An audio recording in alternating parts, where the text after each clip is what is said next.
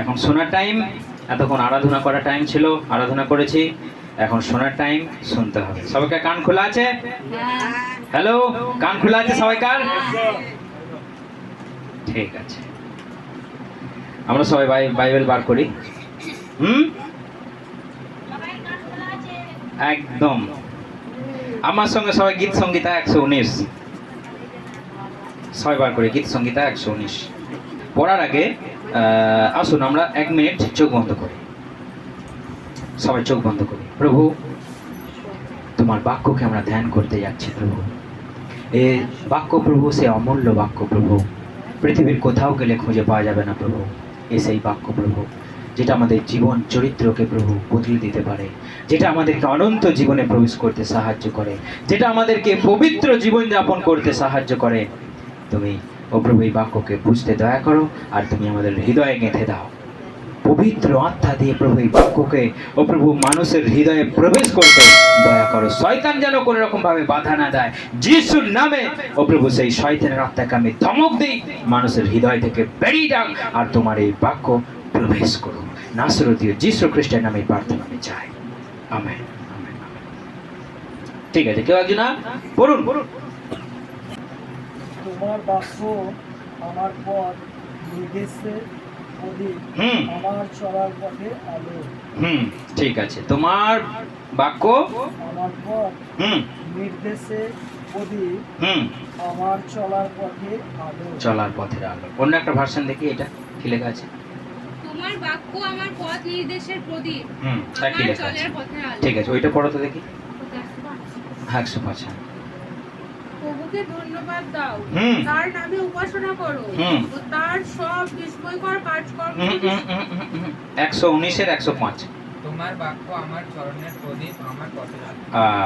তোমার বাক্য আমার চরণের প্রদীপ। ওইটা একটু সহজে লেখা আছে, কিন্তু একটু ঘুরিয়ে লেখা রয়েছে যে তোমার বাক্য আমার পথ দেখাতে সাহায্য করে। কিন্তু এখানে লেখা রয়েছে আরেকবার, তোমার বাক্য আমার চরণের প্রদীপ, তোমার বাক্য আমার চরণের প্রদীপ, আমার পথের আলো। হালেলুয়া। মানে আমার চরণের প্রদীপ মানে কি? আমার চরণের প্রদীপ। অনেকজন বলেন না তালকানা, তার মানে কি? সে দেখতে পায় না, যার তার মাথায় এসে ধূপধাপ করে পড়ে যায়। কিন্তু আমার চরণের চোখ, আমার চরণের আলো কে? প্রভুর বাক্য। কারণ আমি যখনই আমি চলবো, আমি যেন হুচট না খাই। আমি যখন পথ চলবো, আমি যেন কোনো ভুল না করি। আমি যখন মানুষের সঙ্গে মিশবো, আমি যেন কোনো ভুল না করি। সেই জন্য প্রভুর বাক্য আমার চরণের প্রদীপ। আপনার চরণে যদি, আপনার সঙ্গে যদি আলো না থাকে, আপনি কোথায় ঢুকে যাবেন? গর্তে ঢুকে যাবেন। আপনার কাছে আলো না থাকলে আপনি হয়তো সাপের ঘাড়ে পা দেবেন, কিন্তু আপনার কাছে আলো থাকলে আপনি কি টেরা বেঁকা রাস্তায় যাবেন?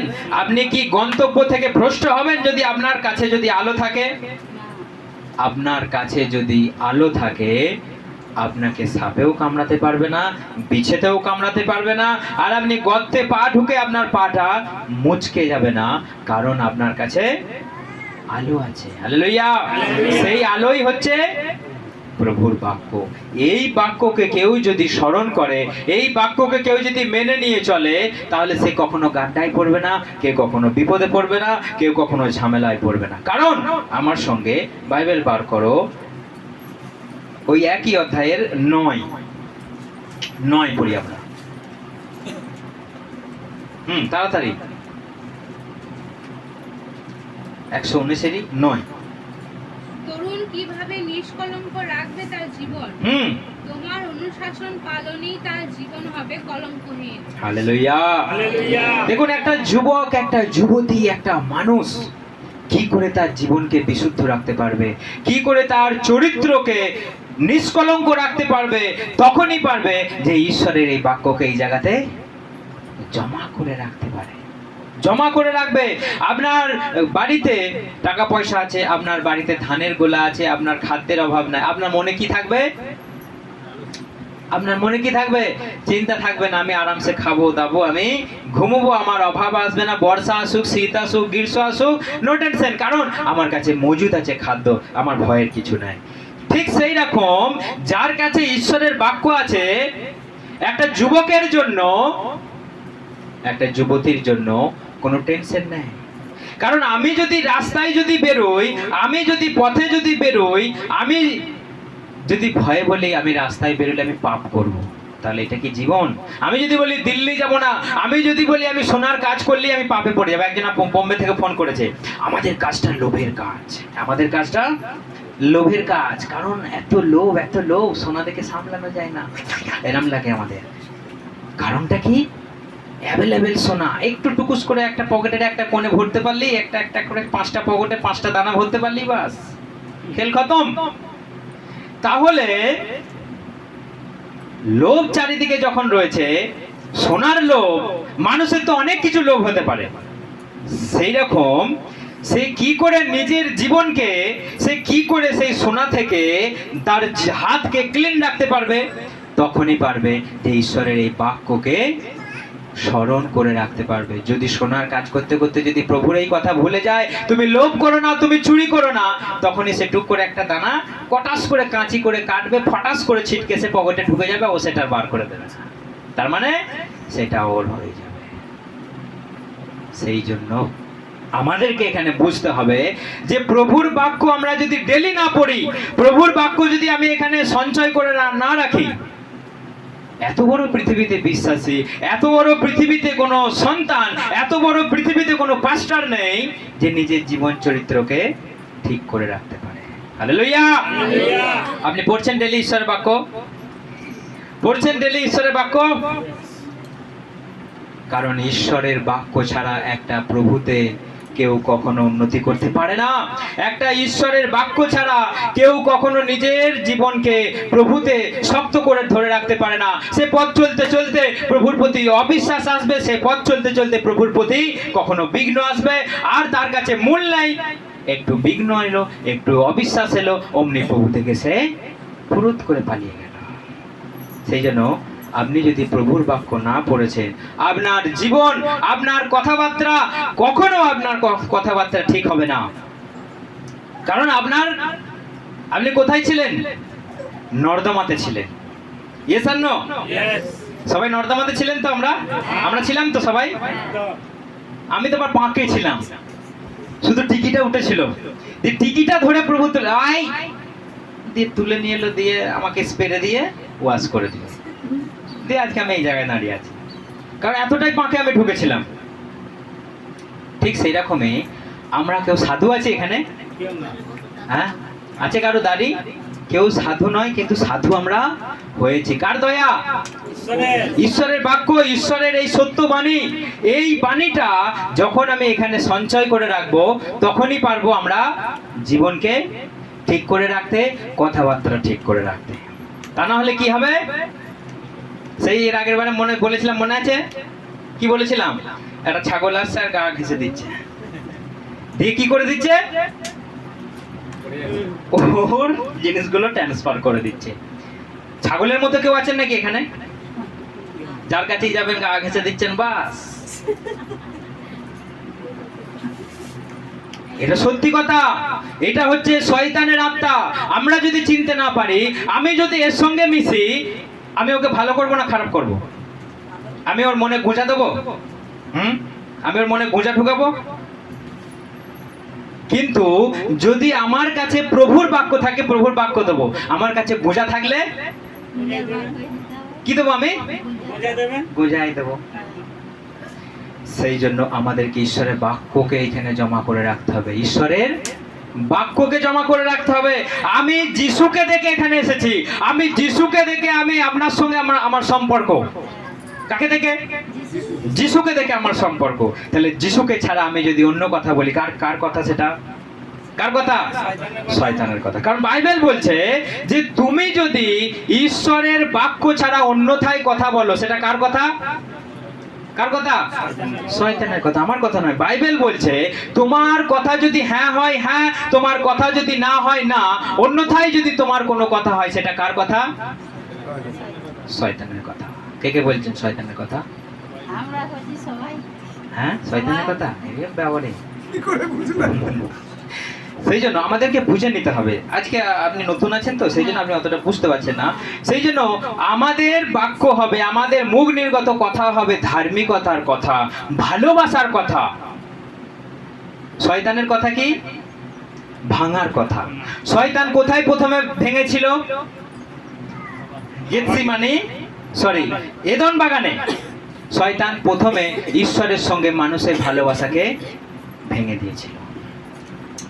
সেই জন্য আমরা ঈশ্বরের বাক্যকে আমাদের দেখতে হবে। দেখুন আর একটা বাক্য আমরা পড়ি, 133 আমরা পড়ি, এটা খুব গুরুত্বপূর্ণ বাক্য। 133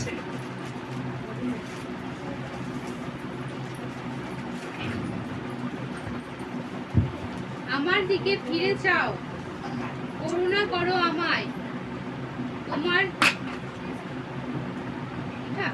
133 তোমার প্রতি পড়া যে কোনো একটা।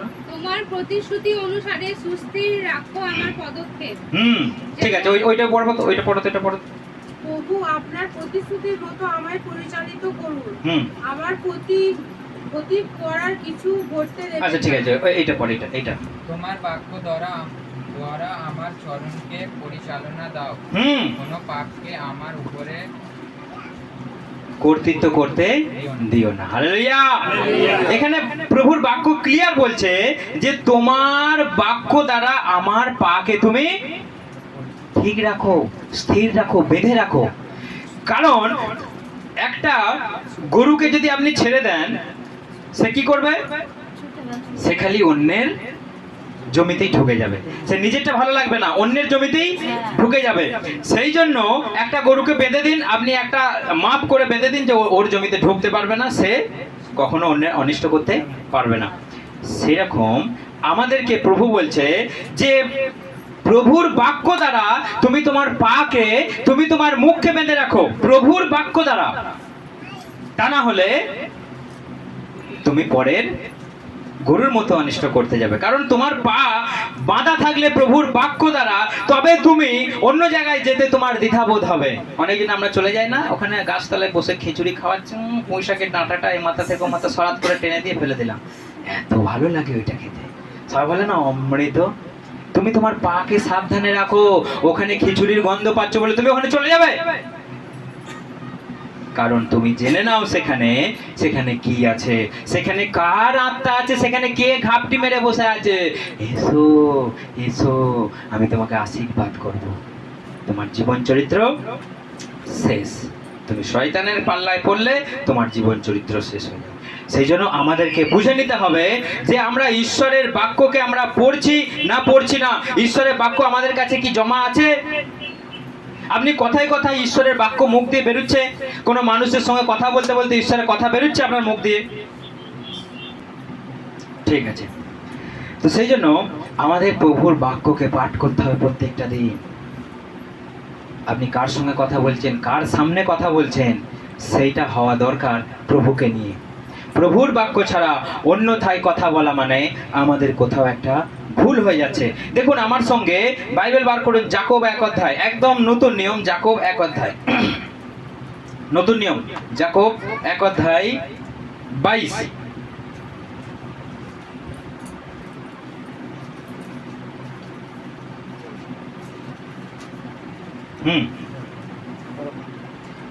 বেরিয়েছে যাকব 1 অধ্যায় 22। বিশ্বাসে নির্ভর করে যোসেফ জীবনের শেষ ভাগে ইসরায়েলীদের যাত্রা এটাই তো 1 অধ্যায় 22, যাকব 1 অধ্যায় 22। ঈশ্বরের বাক্য অনুসারে কাজ করো, শুনে কিছু না করে বসে থাকলে চলবে না। শুধুমাত্র ঈশ্বরের বাক্য কথা হয়ে নিজেকে ঠেকিয়ে রেখো না। যদি কেউ শুধুমাত্র ঈশ্বরের বাক্য শ্রোতাই হয় আর সেই মতো কাজ না করে, তবে সে এমন একজন লোকের মতো যে আয়নার দিকে তাকানো, নিজেকে দেখা এবং চলে যাবার সঙ্গে সঙ্গে নিজের কেমন দেখতে তা ভুলে যায়। অর্থাৎ এখানে বলছে যে তুমি কি ঈশ্বরের বাক্যকে কেবল শুনছো, না তুমি শুনে সেটাকে পালনও করছো? তুমি কি ঈশ্বরের বাক্যকে কেবল শুনছো, না শুনে তুমি পালনও করছো? তুমি যদি ঈশ্বরের বাক্যকে শুনে আর তুমি যদি পালিয়ে যাও, তুমি কেমন একজন মানুষ? তুমি আয়নাতে মুখটা দেখলে, ঈশ্বরের বাক্যকে শুনলাম আর আমি ভুলে গেলাম, কেমন মানুষের তুল্য সে? আয়নাতে মুখটা দেখলো আর ভুলে গেল যে আমার ভুরুর চুলটা দেখুন বেড়ে গেছে, আয়নাতে কতদিন মুখ দেখিনি। তার মানে সে আয়নাতে মুখ দেখলো আর ভুলে গেল তার ভুরু চুলটা বেড়ে গেল, না গোপের এখানটা বেড়ে গেল, না দাড়ি কাট থেকে এইখানটা কেটে গেল, আমরা বুঝতে পারছি না। কারণটা কি?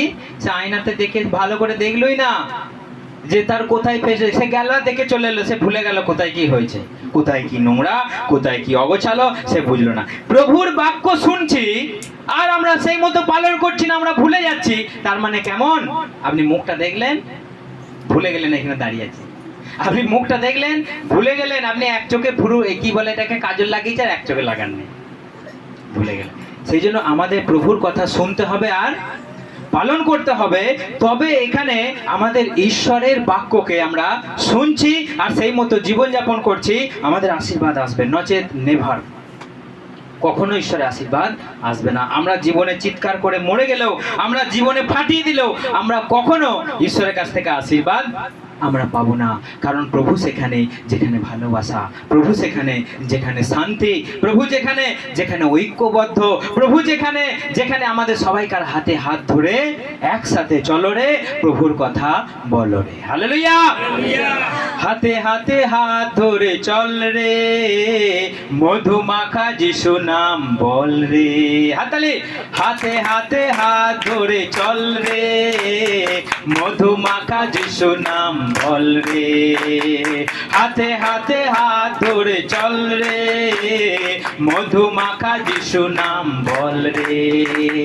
স্বার্থপরতা যদি থাকে ভাই, মুখে যিশু নামে কোনো লাভ নাই। স্বার্থপরতা যদি থাকে ভাই, মুখে যিশু নামে কোনো লাভ নাই। যিশু যিশু বলে যারা তারা নয়, প্রেমের বাঁধনে যারা এক হয়। যিশু যিশু বলে যারা তারা নয়, প্রেমের বাঁধনে যারা এক হয়। এমনও জীবনে হবে ফল রে, মধুমাখা যিশু নাম বল রে, মধুমাখা যিশু নাম বল রে, মধুমাখা যিশু নাম বল রে। হালেলুয়া! এই জন্য আমাদের ঈশ্বরের বাক্য চাই। আমরা এত শুনছি আর আমরা চলে যাচ্ছি ওখানে। এই জন্য আমরা প্রভুর কথা শুনছি, ভালোবাসায় জীবনযাপন করো। ও বলছে এটা আমাদের ঠাকুরতলা, ও বলছে তোমরা এখানে আসবে না, ও বলছে এটা তোমাদের পাঁটা, এটা আমাদের পাঁটা। ও বলছে এটা নোংরা বেটা, ও বলছে বামন বলছে মাথাটা আমাকে দিতে হবে, কামারকে বলে দিচ্ছে ঘাড় চেপে চোটটা করবে, যেন ঘাড়ে মাংসটা থাকে। সে এমন চোট করছে, সেই মানে এই এতটা পর্যন্ত চোট করে দিচ্ছে, যেন ওই ঘাড়েতে মালটা রয়ে যায়। আজকে ধান্দা চলছে, ঈশ্বরের বাক্য সেখানে নেই, সেখানে ঈশ্বরের শাস্ত্র নেই। কোনো বামুন এসে বললো না আজকে কে কে ভালো করে প্রার্থনা করে এসেছো, কে কে তুমি শাড়িটা তো বদলেছো, মনটাকে কেউ বদলেছো, তুমি তো গঙ্গা চান করে এসেছো, তুমি তো শাড়িটাকে চেঞ্জ করে এসেছো, তুমি মনটাকে চেঞ্জ করে এসেছো?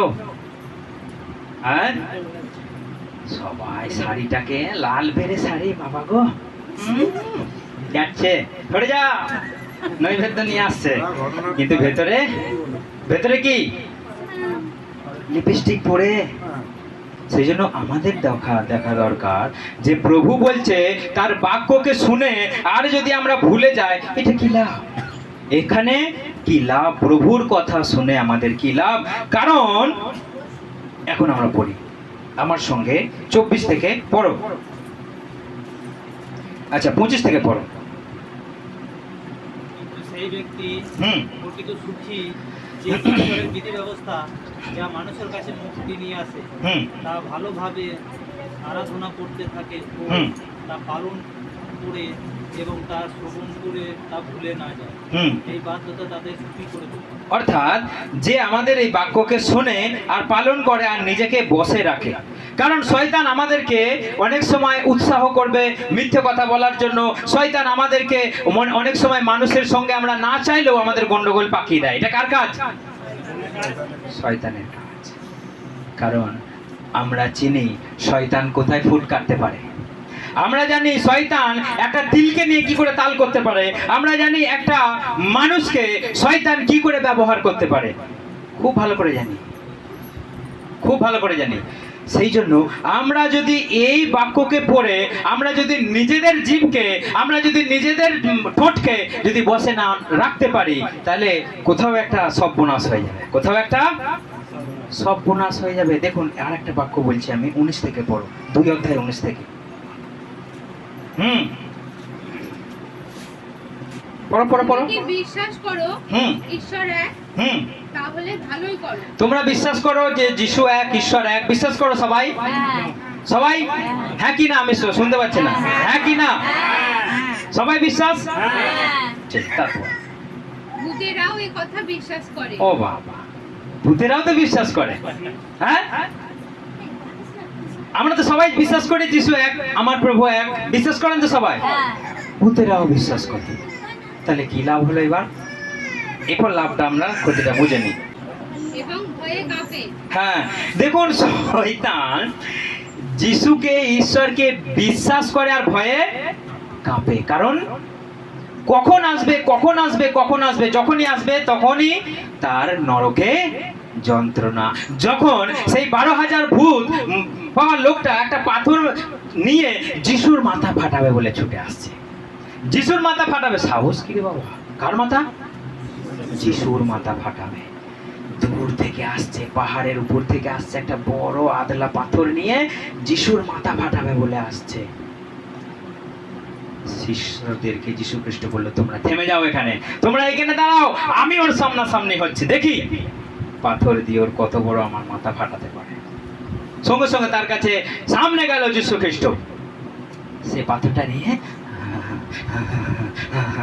প্রভু তুমি কি এখনই আমাদের রসাতলে পাঠাতেলে?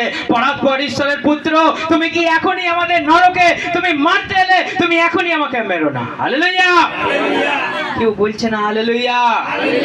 সেই 12,000 মন্দারটা পাওয়া লোকটা কাঁপছে যিশুর সামনে, সেটা আমাদের হালেলুয়া বলতে হবে না? তখন বলছে, প্রভু আমাকে মেরো না, প্রভু তুমি এখনই আমাকে নরকে পাঠিও না, আমাকে আর একটা সুযোগ দাও, আমাকে আর একটা সুযোগ দাও, আমাকে শুয়োরের দলে ঢুকে যেতে দাও, আমাকে শুয়োরের দলে ঢুকে যেতে দাও। তখন বললো, যাও বেরিয়ে ওর শরীর থেকে। 12,000 ভূত শুয়োরের দলে ঢুকলো, সব শুয়োরগুলো মরে গেল। দেখুন এখানে একটা চিন্তা করে দেখুন, সেই পরাৎপর ঈশ্বরের পুত্রের মাথা ফাটাতে যে গিয়েছিল সে থমকে গেল। তাহলে সেই ঈশ্বর, সেই যিশু, এখানে লেখা রয়েছে সেই ভূতেরাও যিশুকে বিশ্বাস করে, আমরাও যিশুকে বিশ্বাস করি। তাহলে ফারাকটা কোথায়? একটা ভূত, আপনি কি ভূত না মানুষ? মানুষ তো সবাই না? মানুষ তো, সন্দেহ আছে কিছু? সন্দেহ না তো, মানুষ বলে। সেই জন্য আমরা ভূত নয় নিশ্চয়ই, তাই তো? আমাদের কাকা এলো, দেখতে পেলাম। যদি ভূত হতে দেখতে পেতাম না। যদি ভূত বসতো আপনি দেখতে পেতেন না, কিন্তু মনে হতো কাকার কথা মনে পড়তো। ভূতের স্বভাব এটা, যখনই ভূত আপনার কাছে আসবে দেখবেন নানা ভূতের কথা মনে পড়বে, নানা ভয় ডাকবে, গাটা ছমছম করবে। তার মানে সেখানে কে আছে? ভূত আছে। আপনার হঠাৎ করে ভূতের কথা মনে পড়লো মানে জানবেন আপনি ভূতের পাশ দিয়ে বেরিয়ে গেলেন, এটা সত্যি কথা। কারণ ভূতকে তো চোখে দেখা যায় না, তাকে অনুভব করা যায় যে এখানে ভূত আছে। কাকা যদি ভূত হতো আপনার হঠাৎ করে মনে পড়তো, আজকে তো সবাই এসেছে, কাকা আসে না, মনে পড়তো। কিন্তু মালটা ভূত নয়, এখন টাটকা মাল, এখন টাটকা। তাও একটু মানে রোদে ঘুরে ঘুরে তো চাঁদিটা একটু একটু ইয়ে বাড়া হয়েছে, মানে একটু অ্যাসিড দিতে হবে না? কি দিতে হবে? এটা কি বলে? এটা চটকা মারতে হবে। মানে রূপকে সোনাকে যদি ওখানে ডুবিয়ে দেওয়া হয় ঝকঝক করে বেরিয়ে আসবে, সেরকম করতে হবে। যাই হোক, এটা একটা হাসির ছলে। সেই জন্য আমরা ঈশ্বরের বাক্যকে শুনছি, আমরা ভূত নয়, আমরা মানুষ। সেই ঈশ্বরের কথা শুনে আমরা যদি বিশ্বাস যদি আমাদের মধ্যে না থাকে, দেখুন কি হবে। আমরা পড়ি 20 থেকে। ওরে নির্বোধ, কর্মবিহীন বিশ্বাস যে নিষ্ফল, তার প্রমাণ কি তুমি চাও? আমাদের পিতৃপুরুষ আব্রাহাম তার পুত্র ইসাহাককে বেদির উপরে উৎসর্গ করেছিলেন। তার সেই কাজের দ্বারাই কি তিনি ধার্মিক বলে গণ্য হয়নি? ঠিক আছে, দেখুন এখন আমাদের কাছে বাইবেল আছে, এখন আমাদের কাছে বলার লোক আছে, এখন আমাদের কাছে বলার লোক আছে, এখন আমাদের কাছে বাইবেল আছে। আব্রাহামের সময় কি ছিল? আব্রাহামের সময় কি ছিল? না ছিল বলার লোক, না ছিল ঈশ্বরের বাক্য। কিন্তু আব্রাহামকে, তার একমাত্র প্রিয় পুত্রকে ঈশ্বর বলল তোমাকে একে বলি দিতে হবে। কত বড় ভয়ঙ্কর কথা দেখো। আব্রাহামকে বলল, আব্রাহাম তোমার একমাত্র প্রিয় পুত্র ইসাককে বলিদান করতে হবে। ও সঙ্গে সঙ্গে বললো ওকে, গ্যারান্টেড, তুমি যা বলবে আমি তাই করতে রাজি আছি। সে নিজের ছেলেকে বলিদান দিতে রাজি হয়ে গেল ঈশ্বরের জন্য। হালেলুয়া। আপনি ঈশ্বরের জন্য কি বলিদান দেবেন আজকে? আপনি ঈশ্বরের জন্য আজকে কি বলিদান দেবেন? হ্যাঁ, আমাদের না একটা আসবে একদম নিজেদের যে পাপ অপরাধ যেগুলো করেছি সেইগুলোকে পুরো বলিদান করে তার কাছে আসবে নিজেকে। হালেলুয়া। আমি যদি এখন বলি হয়ে যায়, কি দরকার আছে আমার বলি হওয়ার? আমাদের এখনো অনেক কিছু বাকি আছে। আমরা জীবনে এখনো সম্পূর্ণ হয়েছে, এখনো অনেক কিছু বাকি আছে। সেই জন্য আমরা কেন মরতে যাবো? আমরা, প্রভু তো আমার জন্য বলিদান হয়েছে। প্রভু বলছে তুমি তোমার সন্তানকে বলিদান দাও। প্রভু বলে তো আব্রাহাম তুমি নিজেকে মরতে হবে। প্রভু বলে না, প্রভু কি বলেছে? তোমার একমাত্র সন্তানকে দাম দিতে হবে। আব্রাহাম বল ওকে, গ্যারান্টেড, আমি তোমার জন্য রেডি, তুমি যা কিছু বলবে আমি তোমার কথা শুনতে বাধ্যতামূলক। সে অমনি ছেলেকে নিল, আর কিছু কাঠ নিল, আর তরোয়ালটা নিয়ে ইসাককে বলল চল বেটা আমরা আজকে পাহাড়ে যাব। বললো ঠিক আছে চলো। ছেলে বাধ্য, ছেলে যা বাবা বলে তাই শোনে। ছেলে এমনি চললো, ঠিক আছে চললো। যেতে যেতে মাঝ পথে ইসাকের মনে একটা প্রশ্ন এলো, কারণ সে চন্দনের মতো বড় ছেলে, তার জ্ঞান আছে। বলছে বাবা আমরা তো যাচ্ছি বলিদান করতে, তাহলে আমাদের ভেড়া কোথায়? কাকে কাটবো আমরা? আব্রাহাম বলছে ঈশ্বর জুগিয়ে দেবে, ঈশ্বর জুগিয়ে দেবে। হালেলুয়া। সেই জন্য সেই বিশ্বাসে কাঠ নিয়ে, এক কাঁধে কাঠ, একটা তরোয়াল, আর একটা ছেলেকে নিয়ে দুজনা চলে গেল। তখন পাহাড়ের সামনে এসে তারা দুজনা উঠে গেল। তার দাসকে বললো তুমি এখানে দাঁড়াও, আমরা আমাদের কাজ ছেড়ে আমরা আসছি। তখন উপরে উঠে গেল, বেদি সাজালো। তখন বলছে বাবা ভেড়া কোথায়? বলছে বেটা তুমি চুপ করো, ঈশ্বর যেটা মনোনীত করেছেন সেটাই করে না। তখন বললো রেডি হয়ে গেল, বেদি রেডি হয়ে গেল, এখন কি হবে? বললো ইসাককে বললো বেটা তুমি শুয়ে পড়ো, তুমি বেদির উপরে শুয়ে পড়ো। বেদির উপরে শুয়ে পড়লো। ছেলে বললো না যে প্রভু তুমি, বাবা তুমি আমাকে বলিদান করবে? এত বড় তুমি নিষ্ঠুর! একটা কথা বলে, একটা কথাও বলে নে যে বাবা আমি তোমার একমাত্র সন্তান, তুমি আমাকে হত্যা করতে এসেছো, তুমি হিংসা, তুমি কেন আমাকে জন্ম দিলে? তুমি যদি আমাকে মারবে তাহলে তুমি আমাকে কেন জন্ম দিলে? একটা কথাও তার এগেনস্টে বলে না। সে বললো তোকে আজকে বলি দেবো, তোকে আজকে কাটবো, তুই আজকে বেদির উপরে শুয়ে পড়। সে শুয়ে পড়লো, তাকে দড়ি দিয়ে বেঁধে দিল, তরোয়াল নিয়ে মারতে যাবে। আব্রাহাম ঠেরো, হালেলুয়া। আব্রাহাম রুখো, আর তুমি এগিও না, এখন আমি জানতে পারলাম তুমি আমার দাস। হালেলুয়া। সেই জন্য আজকে আব্রাহাম আদি পিতা, সেই জন্য আব্রাহাম ধার্মিক প্রতিপন্ন হলো, সেই জন্য ঈশ্বরের কাছে আব্রাহাম ধার্মিক, কারণ সে নিজের সন্তানকে বলিদান দিতেও পিছিয়ে যায়নি। আপনি আজকে বলিদান কি দেবেন? কি বলিদান দেবেন আজকে? আপনার মনের ভেতরে যত রাগ আছে, হিংসা আছে, লোভ আছে, পাপ আছে, সব কিছু আজকে আপনি বলিদান দেবেন। কোথায় দেবেন? এখানেই আজকে আপনি দিয়ে বলিদান দিয়ে বাড়ি যাবেন, আপনি শান্তিতে বাড়ি ফিরতে পারবেন। নচেত আপনার শয়তান আপনাকে কখনো পিছু ছাড়বে না। যে উপকার পেয়ে ভুলে যায়, অপকার তার বাড়ি কখনো ছাড়বে না। বাইবেল বলছে যে তুমি যদি ঈশ্বরের উপকার পেও, তুমি যদি ভুলে যাও, অপকার তোমাকে একদিন হত্যা করবে। আজকে তুমি বিন্দাস থাকতে পারো, কালকে তুমি বিন্দাস থাকবে না, কারণ শয়তান তোমার জন্য এতটা করলে সে বড় একদিন তোমার কাছ থেকে কেড়ে নেবে এতটা। এর হাতে প্রমাণ আছে, আমার হাতে অনেক প্রমাণ আছে। শয়তান এতটুকু উপকার করে দিল, এতটা বড় জিনিস কেড়ে নিল।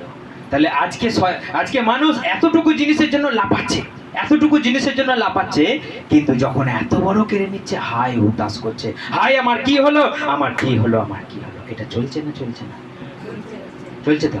তো সেই জন্য আমাদের বিশ্বাস কোথায়? আমরা কি বিশ্বাসে আমরা চলছি, শুনছি, আর সেটাকে বিশ্বাসে কাজে পরিণত করছি? কারণ বাইবেল বলছে, দেখুন, যে কার্য ছাড়া বিশ্বাস, তার বিশ্বাসটা ডেড বডি, তার বিশ্বাসটা মৃত। যে কাজ না করে, যেটা শুনলো আর সেটা কাজে পরিণত না করলো, সেটা, আপনি দুধে লেবু দিলেন, লেবু দিলে সেটা কি হবে? হ্যাঁ, ছানা হবে।